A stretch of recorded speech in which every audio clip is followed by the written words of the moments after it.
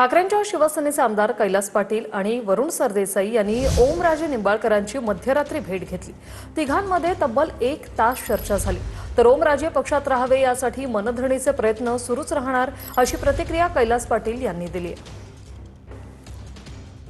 आम्ही प्रयत्न करतोय, आमचे प्रयत्न चालू राहणार आहेत एवढंच। पण काय चर्चा आज मोठा झटका खरं तर त्यांना कोर्टाने दिला असं देखील म्हणलं जातंय आणि एका वेगळ्या इमोशनल टेन्शन मध्ये सुद्धा आहेत आणि काय ते तो पण विषय आहे, कारण त्यांनी 20 वर्ष ज्या गोष्टीसाठी संघर्ष केला त्यांना न्याय मिळालेला नाही, तो पण विषय। आणि सन्मान्य पक्षप्रमुखांचा जो काही निरोप होता तो आम्ही घेऊन त्यांच्याकडे आलो होतो। पण तुम्हाला विश्वास आहे मनधरणीचा?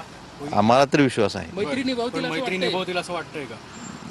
उद्धव साहेबांच्या बाबतीत त्यांची जी भावना आहे, काल ही तीच होती, आज ही तीच आहे आणि उद्या ही तीच, म्हणजे तीच असावी किंवा तीच राहील असं आम्हाला वाटतं। ते पक्षासोबत असतील असा विश्वास आहे आम्हाला। नाही, बाकी काय नाही, आम्ही साहेबांचा निरोप घेऊन फक्त आलो होतो। पण कधीपर्यंत निर्णय देण्याची शक्यता आहे?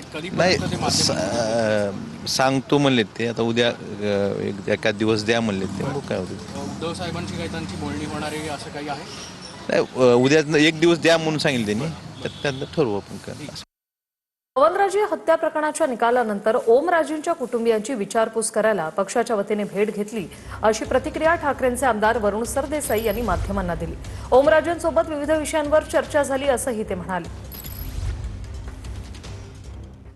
आमचे आमदार कैलास पाटील, आम्ही दोघांनी त्यांची भेट घेतलेली आहे। सविस्तर आमची काही वेगवेगळ्या विषयांवर चर्चा झालेली आहे। सगळ्या गोष्टी काय माध्यमांसमोर बोलण्याची गरज। आजही ते शिवसेना उद्धव बाळासाहेब ठाकरे पक्षाच्या मशाल चिन्हावर निवडून आलेले धाराशिवचे खासदार आहेत। त्यांनी राजकारणामध्ये ज्या विषयाकरता उडी घेतली, त्यांनी पहिली निवडणूक लढले तेव्हा ते आमदार झाले, शिवसेनेकडनं झाले, 3 वेळा खासदार झाले। ज्या विषयाकरता जो अट्टहास होता त्याचाच निकाल लागला त्यांच्या वडिलांच्या हत्येसंदर्भात।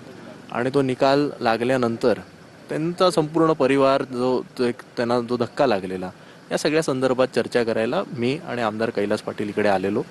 मी परत एकदा सांगतो, ज्या ज्या विषयांवर चर्चा झाली ती जर तुमच्या समोर करायची असती तर आम्ही उघडच भेटलो असतो ना। धन्यवाद।